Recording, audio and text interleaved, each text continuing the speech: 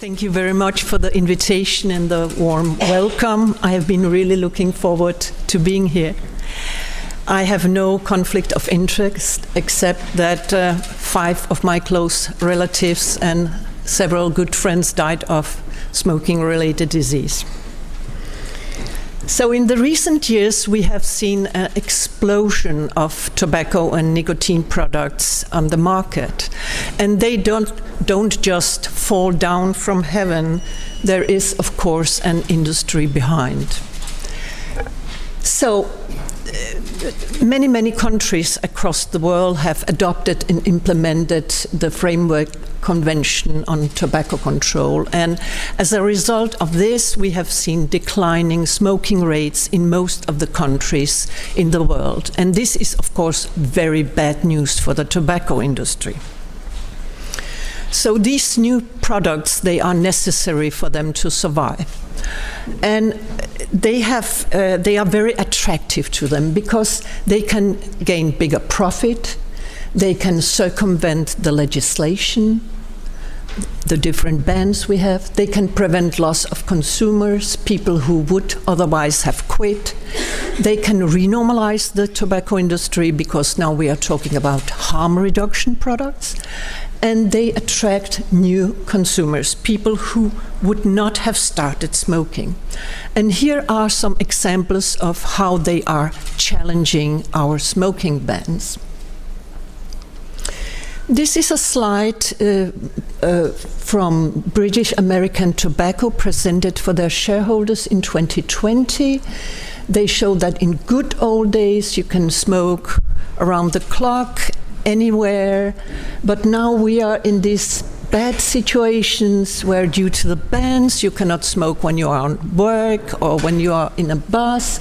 There are a lot of lost occasions, as they call them, and what they want is in the future that people can use a nicotine or tobacco product anytime, anywhere, and you can see that in the circle there are more products inside. I have many worries about the new nicotine and tobacco products, but one of my greatest worries is that they are renormalizing the tobacco industry. The industry is getting access to the decision makers. For example, in Denmark, Philip Morris has been invited twice to speak in the parliament and talk about their harm reduction products. This never happened before. They also published a whole page in the Danish Medical Journal explaining how we should just change or convince smokers to use the novel products. And they publish frequently in major Danish newspapers where they are promoting their products and attacking people who work in tobacco control. They are also seeking to be seen as members of the scientific community. So they are attending scientific events, they have presentations, posters, and so on. And they pay scientists and doctors to write scientific papers with very favorable results. They take part in political consultations and produce educational materials that are used by health organizations, and they run training sessions for doctors, how they should use these products and recommend them to their patients. They also fund front groups. Here is an example, the World's Vapers Alliance, a so-called grassroots organization fighting for the rights of ordinary vapers. They have a vape bus that tours around in Europe, and they hand out free e-cigarettes to people, and they urge them to write to their members of parliament to push for pro-vaping policies. They are secretly funded by the tobacco companies. And my worry is that we know that we have evidence that in countries with high tobacco industry interference, daily smoking prevalence is higher. They want us to focus on smokers, Poor, old, reluctant smokers, that's what they want to talk about. Those who do not want to quit. They don't want to talk about the general population, about kids and young people. But we know that all the marketing has been aimed at young people. They pay influencers to promote their products on social media. They pay shop owners to place their products by the counter next to sweets. And they compare their products with sweets. #sweetlover. And in the presentation to their shareholders, they are frank, they don't lie. They tell their shareholders that their mission is to stimulate the senses of the young generations, of the young people. It is not to help old smokers reduce their risk of disease.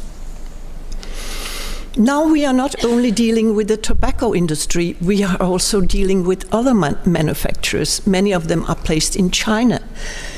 These are e-cigarettes camouflaged as toys and watches. They have no moral scruples. They are very creative. And these products are very, very easy for children to hide from adults. And the tobacco and nicotine industry has been extremely successful. We see very high, alarmingly high rates of use of e-cigarettes and other novel nicotine products around the world. It is also very important to note that many or most of users of e-cigarettes, they also smoke. And it's not only adults, it is also adolescents. They do not use e-cigarettes or other novel products such as nicotine pouches as a replacement of cigarettes. They use them as a supplement. And this is exactly what the tobacco industry wants. Moments are being regained through polyusage. Their dream scenario is that young people use multiple products. Nicotine, anytime, anywhere. Let's look at the health effects.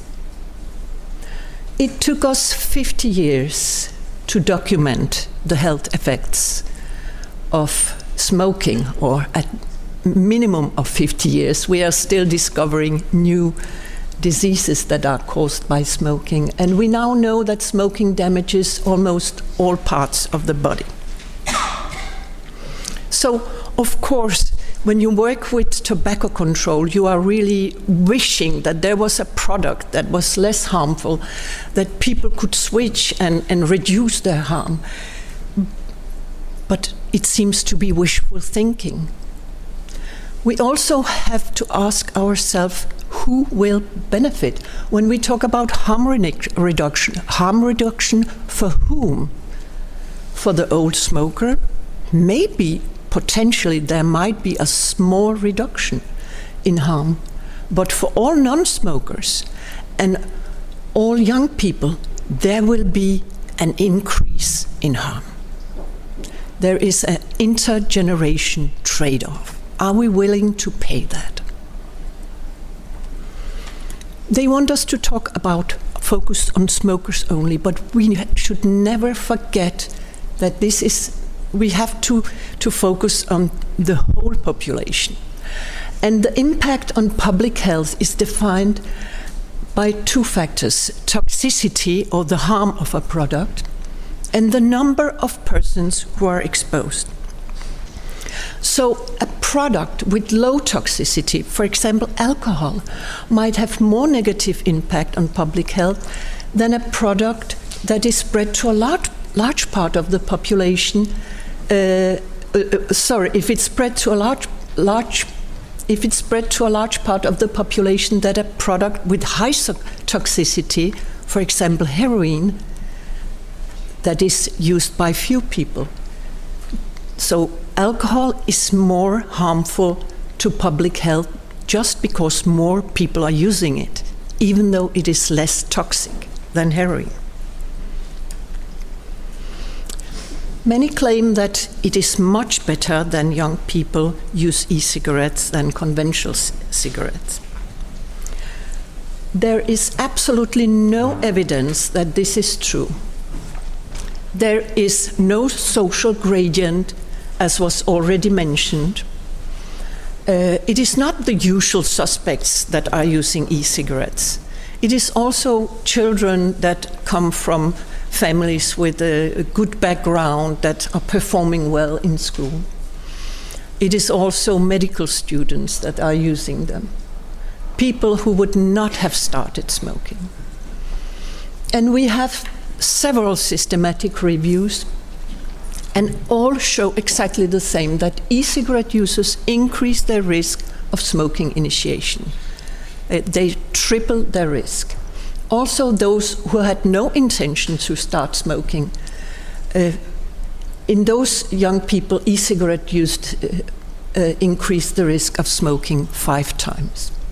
And when you look at Scotland, you see that from 2018 to 22, the smoking rate in these adolescents was more or less unchanged, whereas use of e-cigarettes really exploded. And this is the same we see in Denmark. Smoking rates are more or less the same, but there is a steep increase in use of other nicotine products. In Sweden, there has been a steep increase in use of nicotine pouches, and in the last years we have also seen an increase in smoking, just as we heard that is going on in Australia. Nicotine is highly, highly addictive, and it is a great concern that many of these products have very high nicotine content. For example, these nicotine pouches, you can get them with 100 or 120 milligram per pouch, which means, to compare, in one cigarette there is 10 to 12 milligram nicotine. And the same for e-cigarettes. It is recommended that a heavy smoker, if he or she wants to switch to an e-cigarette, they are recommended to use a concentration with 1.8% nicotine. Many or most of the vapes that are sold are containing 5% nicotine. So they are more than twice as strong than conventional cigarettes. A US study showed that in the last 5 years, the average nicotine strength of e-cigarette products increased from 2.5 to 4.4%. And what does this mean? Of course, that they get more addicted.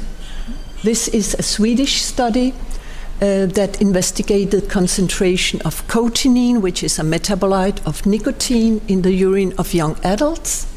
And they found higher average concentrations in e-cigarette and nicotine pouch users than in smokers. A study from the US looked at indicators of nicotine dependence, and one of the strongest indicators is use within 30 minutes of waking. And they found that the salt-based e-cigarettes, which are the most frequent now in the disposable e-cigarettes you can buy, and those who had a dual use, they had the highest odds or the highest risk of using their product within 30 minutes of awakening, a much higher probability of high nicotine dependence than exclusive cigarette users. So most young people, they use nicotine products not because it's fun, but to avoid abstinence symptoms. They have difficulties concentrating, they are restless, irritable, they have a feeling of depression, frustration, anxiety, and so on. And just to illustrate how addicted young people get, here is a front page of a Danish newspaper that told about young 20, 13 years old girls that were giving blowjobs for e-cigarettes. As Jonathan already said, we don't have randomized studies on nicotine. He already explained some of the health effects. I will say a little more about the brain. So up to the age of approximately 25, the brain is under construction. When we grow up, the frontal lobe is becoming more and more dominant. We have better self-control, we have rational, analytical thinking. But when young people take nicotine, nicotine causes inflammation in the brain, which changes the neuronal activity in the frontal lobe and decreases the neuronal connectivity between the frontal lobe and the limbic system. And the limbic system, which is very dominant in the adolescents, you know, teenagers, they are all over, they are very impulsive, feelings are going up and down. The limbic system is staying the dominant part of the brain. So you are kind of frozen in your teenage brain. There are a lot of animal studies that have shown that animals exposed to nicotine, if they are adolescents, they react with, for example, anxiety and fear. And if they are exposed as adults, there is no response. The same for their ability to socialize. It's exactly the same finding. There are also more and more studies, and more evidence showing that nicotine is a gateway drug. Here is a study where rats had injections with salt water in one chamber and with cocaine in another chamber, and then they could choose the chamber they preferred. And most of the rats, they preferred to be in the room or in the chamber where they got cocaine injections. Then they repeated the experiment, but they gave nicotine injections to the rats before the cocaine injections. And as you can see, there was a steep increase in rats that preferred the cocaine chamber. And this gateway effect has been shown with smoking in many observational studies and longitudinal studies.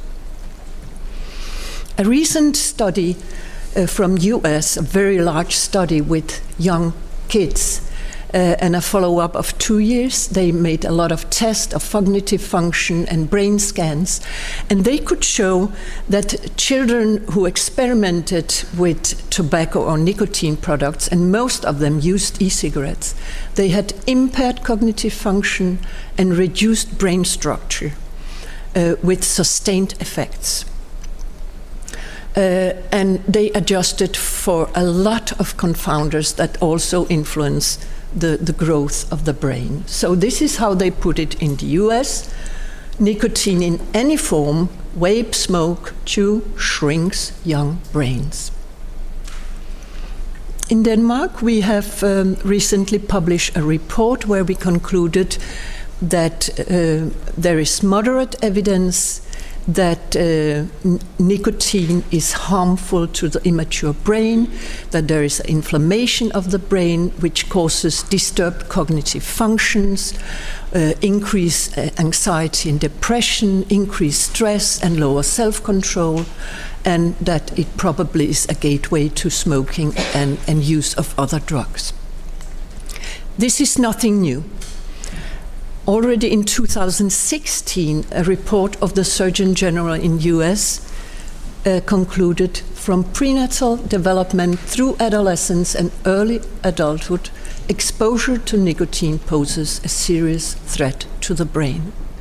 I hope you will communicate this to all people you know who work with young people. Jonathan has already told you a little bit more about some of the newest paper that was published on e-cigarettes and health. We do not have very good data. It took 50 years to get data on smoking, and e-cigarettes have existed for 15 years. But we have thousands of studies, animal studies, cell studies, human experiments, and they are all showing that e-cigarettes are harmful.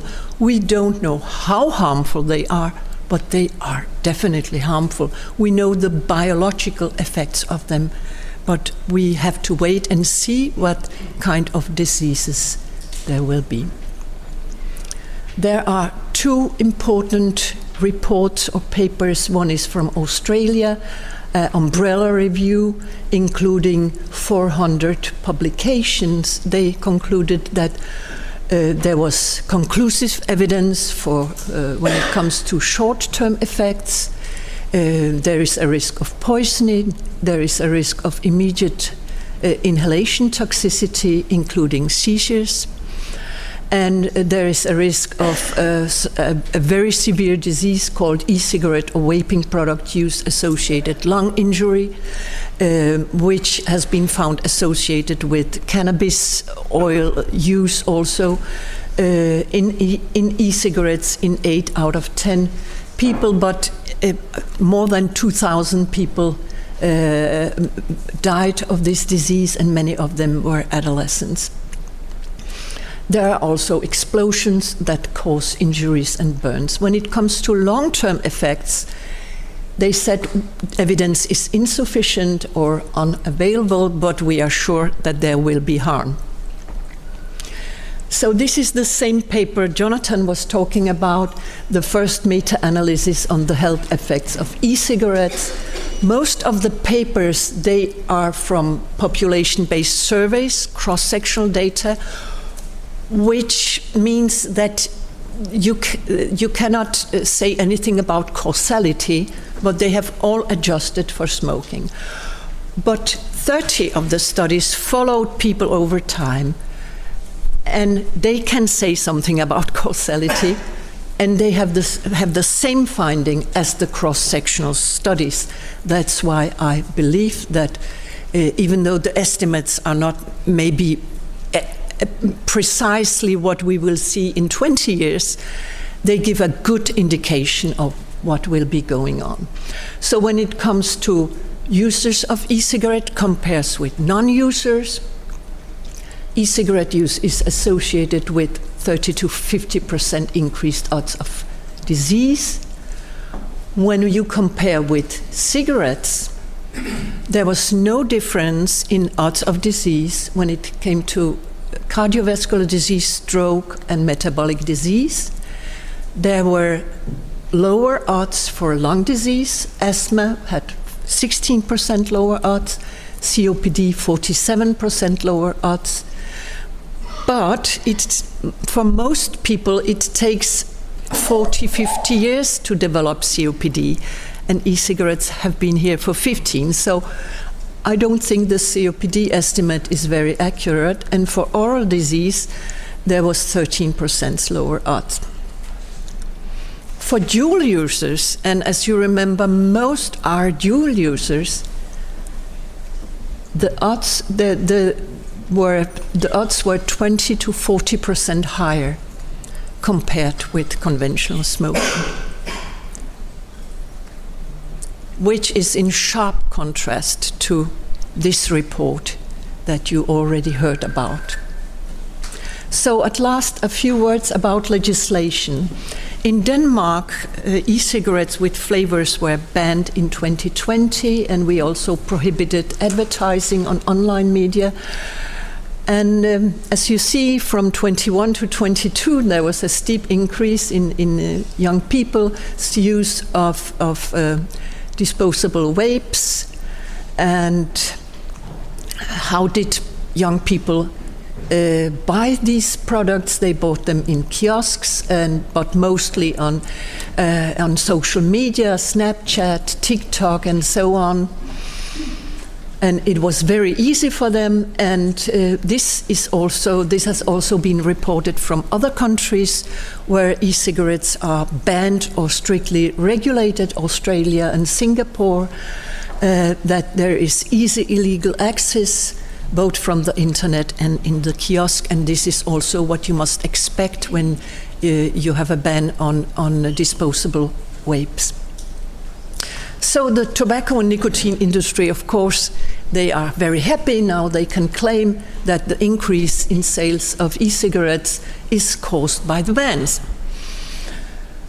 But countries that have no or few restrictions have also seen steep increases in use of e-cigarettes.